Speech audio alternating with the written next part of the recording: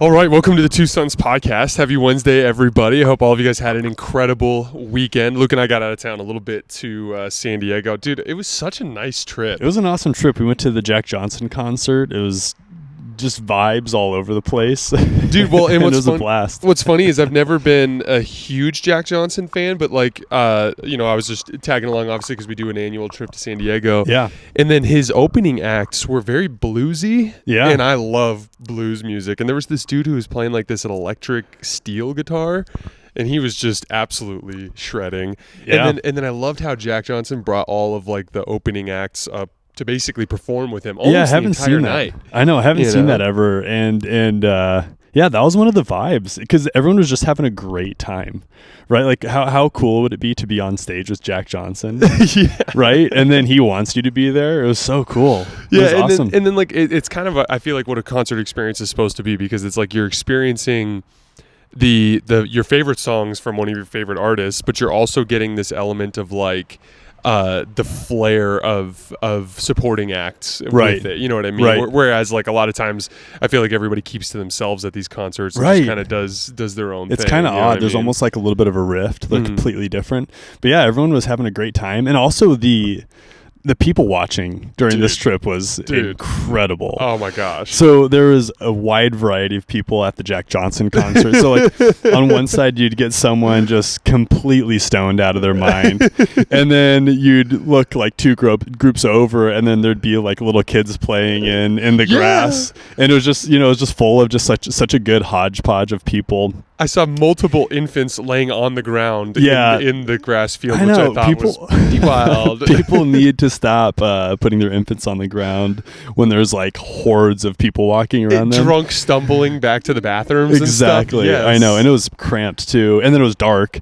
And then TwitchCon was going on in San Diego as well. That's right. TwitchCon was going. We got approached by I won't go into details, but we got approached by a very interesting character who seemed to think that he was very important to the Twitch community, and I don't think he really was. Well, we tried Google. Well, we were at this packed bar, and this guy came up to us, and he's like, yeah, I've created 1,000 careers. Everyone in this bar is here because of me.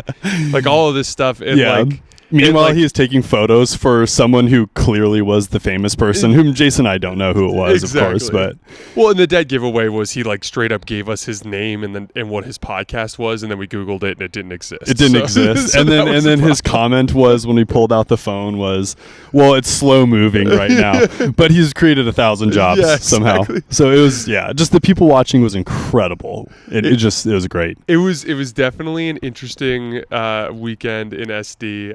The food was incredible, though. The weather was Good great. food. It was a nice little getaway. And I'm getting ready you're getting ready for a big career change. I'm getting ready for another insane season. So it was just kind of a nice little getaway. We've done that. That's our second annual San Diego trip, and I think we'll keep going. It's a blast. Yeah, I think we should definitely do it for sure.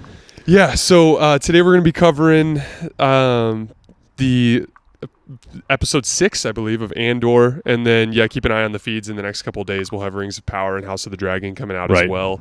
You guys know the drill. Before we get started, if you guys could please subscribe to the channel, it would mean a lot to us. We really appreciate you guys' support over the course of the last couple of months. I also have a link tree that's in the description of this video that'll take you to all of our socials and feeds and stuff like that, so you can follow those there. So finally, at long last, stuff happened in Star Wars. And it's been a slow burn. It's been okay, but it's been a slow burn. Yeah, a lot of development. In defense of the show, I was talking to my producer at the Volume, and he was saying the dialogue has been incredible. I've enjoyed it, even though it's been slow. And I want to be clear, like first of all, I talk with my wife about this all the time. I think it's okay to complain about something you like. Yeah. Because like us in Star Wars. Yeah, exactly. Like I think there's a line. Right. But like I think it was okay for us to be like, hey, we're really enjoying the show, but we're ready for stuff to happen. You know what I mean? I don't think that was that crazy and out there. It was completely tolerable, the lead up. Like there was a lot of plot development. You get a really good idea for where the Empire is at. You get a really good idea for where like the general public is at. Right, leading into this, and finally though, the ball drops. Yeah. And what it was so cool too is like all of the all of the character development adds the stakes. For instance, like the manifesto that gets handed off to Cassian at the end, or man, that line from the one Imperial mole when he looks at the Commandant and he basically is like, he's like, "You'll hang for this," and then he's like, "Everything I've done serving for you for 7 years, I deserve worse." Right. It was like almost like a peace, like a complete reservation to fate. You know what I mean? Like this is, I'm doing what I can to try to rectify my wrongs. Like it was just, and so it was worth it. And for the record, I thought the episode itself kind of followed a slow burn, because in a good way. Yeah. Because like the first. Oh, Lola. No one can hear your smoker's bark. So the first 30 minutes or so of the episode, like everything's going smoothly. Right. And you're like, where is this going off the rails? I'm like guessing. I had a point in the episode where I thought that the locals were going to send things off the rails. I thought that multiple times throughout the entire episode. I'm just like, when are the locals going to just ruin this for everybody? Well, yeah. Because the leader was pissed. Oh, he was mouthy. He was a mouthy dude. He hated the Empire, and he definitely understood basic, because when the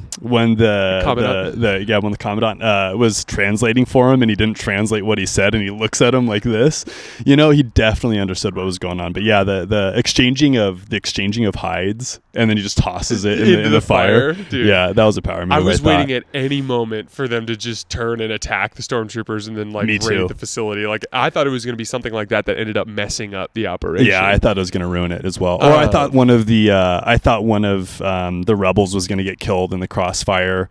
I mean, we predicted that there would be some death, and of course there was. And we'll get to it, but there was kind of a big shock at the end of the episode too.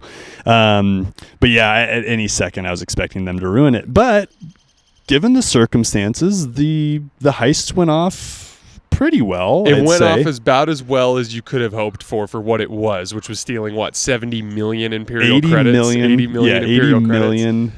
Space bones. Yeah, 80 million space ducats. But yeah, like it was cool to like see everybody kind of like a lot of stuff you'd expect. Like even the chick who is like a total badass, like has like a moment of reservation right before the end. Oh, like, she was worried. She was like, "Are we going to do this or not?" And then she ends up pulling the trigger. She was worried. The kid talks about no barking, no barking. Lily, come here, baby. But she she ends up the other thing too you see is the kids talking about how he can't sleep, and the Cassian's of course like, that's normal for my cooking days. I know for sure that's normal. It's just the day before a big meal, you just can't. But yeah, so I mean, I thought there were a couple other little touches like that. That's the first time we've ever seen like the startup process for a TIE fighter. I thought that was cool, like watching the dudes climb down the ladder. I'm glad that you brought that up because we see a little bit of that process in Rebels for some of the episodes, but it was dude, a good TIE fighter cockpit scene is like so just. It's like the essence of Star Wars, and I thought TIE fighters are amazing vehicles, right? I mean, they're incredible to the point even when Poe Dameron gets behind a TIE fighter, he's like, whoa, this thing is fast. He's shocked with how responsive and quick it is. So I loved how they shot the scene where the I forget what it's called, but like the star event had happened, right? With all the asteroids, meteor shower, and meteor basically showers. the eye. Yeah, and they're flying through it. And I thought that scene was actually believable. Like there's some space scenes in Star Wars where I feel like it's just not really believable. Just Is it because coming TIE out of fighters, hyperspace between buildings? Yeah, that's one of them. Yeah, but like the TIE fighters are literally so advanced compared to other space vehicles, and I thought it was like super believable how they filmed that, and also the visuals in that scene were insane. Mm-hmm. It was so cool to watch, and it's definitely something that I'm going to go back to just to kind of check out the visuals to see if you can pick up on any little things that you missed. Well, yeah, but even just seeing that meteor shower come in was just so cool. I liked how it started with like stragglers too, and then just like the gates open, and it was just like just a total overload. Yeah, it was definitely a very a stimulating episode visually. There's just a lot going on throughout the whole thing. Well, and I feel like even like the physics behind it was somewhat believable too. Like obviously we've talked about how physics in Star Wars is different than than physics we see, on our planet, right? So, but like the idea of an entire planet going through an asteroid field, I mean, if the asteroid field is dense enough, which in that one it is, and if the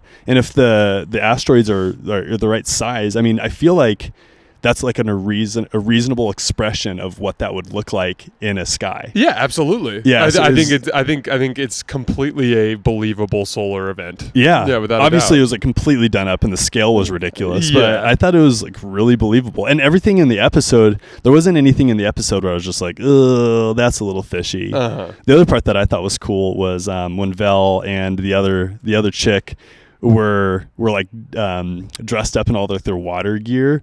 They looked like very like special ops. Oh, dude, yeah, right in the weird like submarine hand propeller thing. Those are real though. Those are real. We walked by one of them when we were on Coronado. I've seen them in Mission Impossible. Even this last weekend. Wait, you saw one in Coronado? Yeah. So Sea-Doo. It's I think it's made by Sea-Doo, and it's like a little hand. It's probably heavy, but it's probably the size of.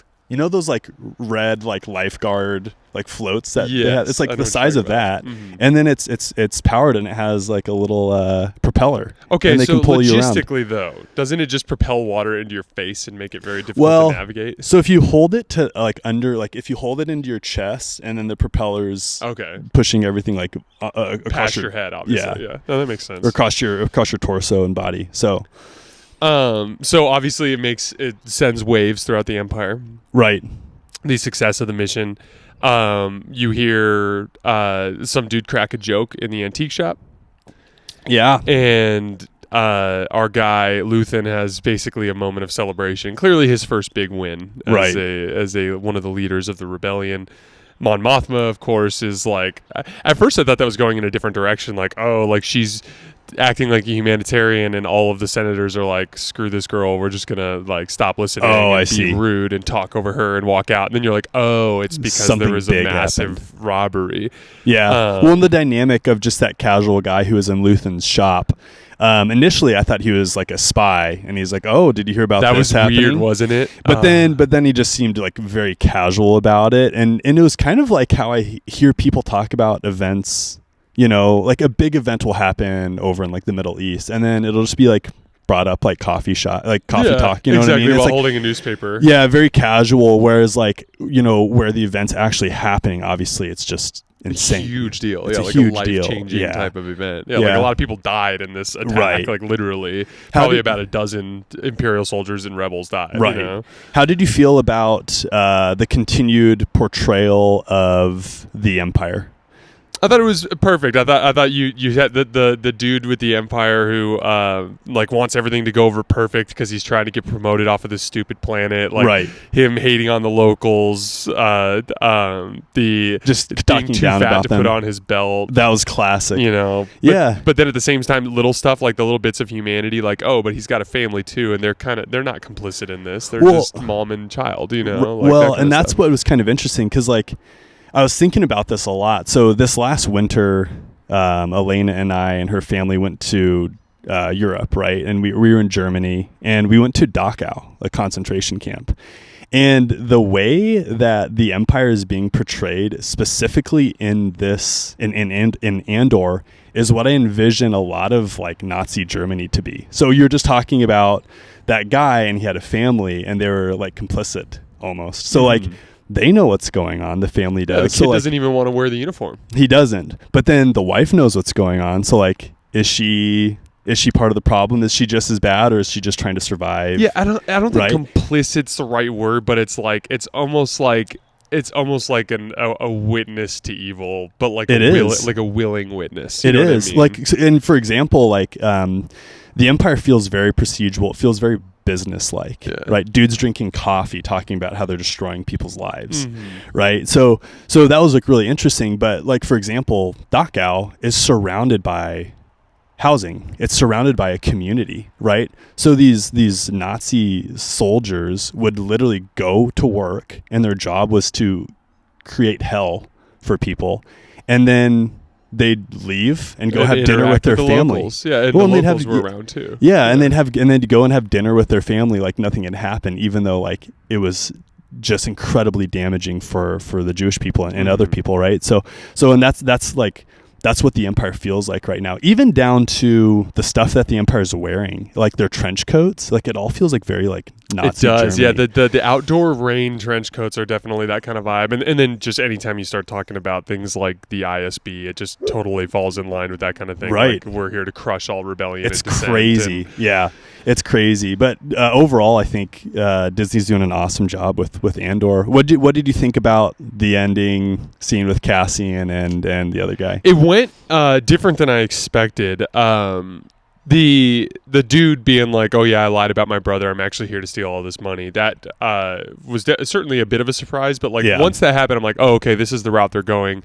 What happens next here is Cassian kills this guy, and then he becomes like the hero of the mission because he saves this dude from ruining everything. Right. And then when he goes in, it was so interesting. Like he holds them at gunpoint. I know. And then dude, and that's my thing is like you hold them at gunpoint, all that immediately makes you look suspicious. Right. But then like of course he cleans it up. But I was surprised with the route that he went. Like I thought he'd be like, hey, let's get back to Luthen.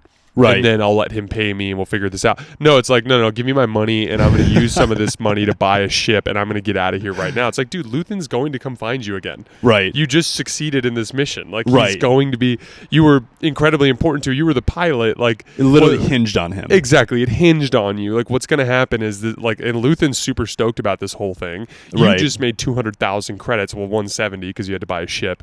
But, like, the point is like you're not out of this yet, buddy. Like if anything, you're already wanted by the Empire before this mission. True. You're going to be extremely wanted by the Empire. Like, could you imagine? You're in this deep, buddy. I don't know what to tell you. There's no running away at this point. For sure. And what I thought was really cool about the episode too is it left me not knowing what's happening next. Mm-hmm. Right? Like I have no clue what's going to happen next, and I love that. Like that makes it so much fun to tune in next week. Yeah, it's at a very bridge episode. Like you could your guess would be as good as mine in terms of guessing what the next the beginning scene of the next episode could be. Right.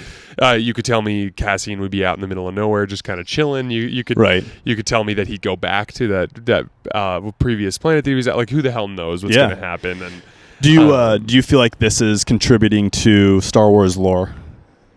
Absolutely. Good. Yeah, and and it's kind of leaning towards, so we now know that the entire ISB is going to be, because presumably that's what's happening at the end of that episode, like when he's like, I want reports by midnight. Right. Presumably what's happening there is they're getting the entire ISB involved with discovering what happened on this mission. Right. And so that's an escalation that would indicate that at some point the 7th Fleet could get involved, which is what I'm excited about. Although you're thinking like Thrawn involvement? I think the Thrawn involvement is coming. Wow. Random Thrawn thought. Okay, I'm always down for a random Thrawn. Yeah. Thrawn thought. How did he convince the Empire to let him paint the symbols of the Chiss Ascendancy on the bottom of his Star Destroyer? So is that actually the symbols of the Chiss Ascendancy? Yeah. Good question. I don't know. It's like he's according to the books, he's having like loyalty arguments with Emperor Palpatine. Listen, I know that my entire like nation's flag is on display under your military ship, but to be clear, I'm on your side. Maybe but both. Maybe they just didn't know. Maybe he painted it and then, Thrawn comes in over Coruscant and everyone's like, that's pretty badass. Yeah, like Palpatine just doesn't know what the symbol is. No, it's just I'm a big fan of snakes. Yeah, I'm a big fan of two snakes coming into one at the top for it. It's like, we see that symbol on a lot of your stuff. I know. Big fan of snakes. I don't know what to tell you. They're all exactly the same. I know. I like them in that arrangement specifically. No, I've actually wondered that as well. Not so much of like how'd he get the Empire to do it, but how he's the only person to do it. Mm-hmm. The Thrawn's the only person to do a lot of things. Exactly. He's essentially the only alien that's in the upper echelons of the Empire. Yes, exactly. As well. Literally. Literally, yeah. Except for maybe Palpatine's buddy with the Twi'lek that helps him with the Senate. Oh yeah, that guy's the worst. Anything else in your notes on this one? No, I thought it was awesome. All right. I'm totally loving Andor. Very excited to see what they do next, and I've no clue what's in store. We're which I like. halfway through the season. That's wild. A long way to go. Time flies. Yeah. All right, that's all we have for today, guys. As always, we sincerely appreciate your support, and we will see you next time. Thanks a lot.